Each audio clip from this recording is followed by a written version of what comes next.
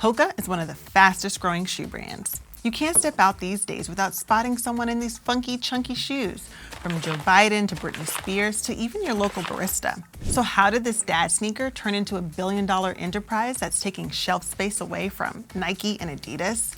I'm Joy Marie McKenzie, and here's the story behind the rise of Hoka. The company began in the French Alps, and like many sports shoe brands, you can trace Hoka's origins back to athletes. Two entrepreneurs with a passion for mountain running, Jean-Luc Dia and Nicolas Marmou, were inspired to create a sneaker that worked in all kinds of terrain, like dirt, lava, rocks, and even trails. So they founded Hoka in 2009. That same year, the brand asked a former marathon world champion, Mark Plotchis, to try its prototype for a test run. He absolutely fell in love with the extreme cushioning of the shoe and eventually purchased 770 pairs for his athletic wear shop. Hoka quickly gained respect from elite runners, and the shoes spread like wildfire among athletes. In 2012, the footwear company Deckers purchased Hoka. It already owned brands like Uggs and Teva, and it planned to turn Hoka into a billion-dollar line. It did just that. Hoka passed $1 billion in 2022, a little more than a decade after its founding.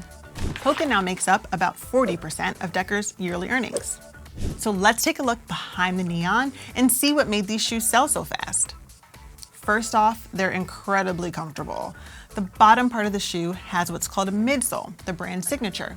It's like this marshmallow-like component meant to make you feel like you're flying down rocky trails and cliffs. Some experts compare the shoe to a really well-pumped mountain bike tire, rather than your standard one. In fact, the name Hoka means to soar or fly in the indigenous New Zealand Maori language. There's also this foot frame that cradles the shoe, and the curved part here is the meta rocker, which propels the sneaker forward.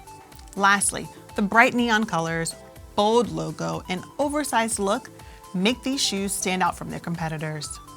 So who's wearing them? Now, just about everyone. They're popular among healthcare workers who are on their feet all day long.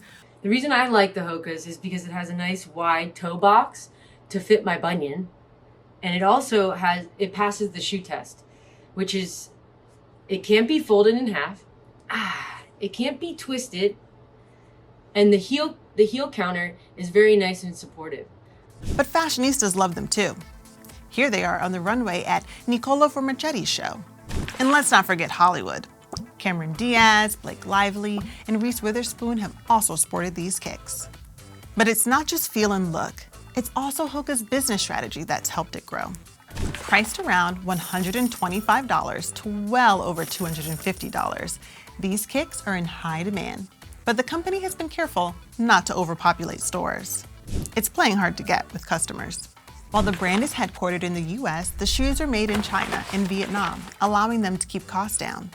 The company ships to over 60 countries, from Chile to Norway, and is continuing to expand its customer base. In fact, in 2023, it launched its first ever collection for kids. The company is also gaining traction by collaborating with brands like Free People and designers like Nicole McLaughlin. And as the brand keeps growing, the stock of Hoka's parent company, Deckers, just keeps moving up. Last year, it skyrocketed to 78%. But Deckers is still small compared to legacy brands like Nike and Adidas. In 2023, Nike's revenue was over $50 billion and Adidas was over $22 billion, while Deckers was nearing $4 billion. But it is consistently increasing. So even though Hoka may be the tortoise in the shoe race right now, it's growing fast and it's in it for the long run.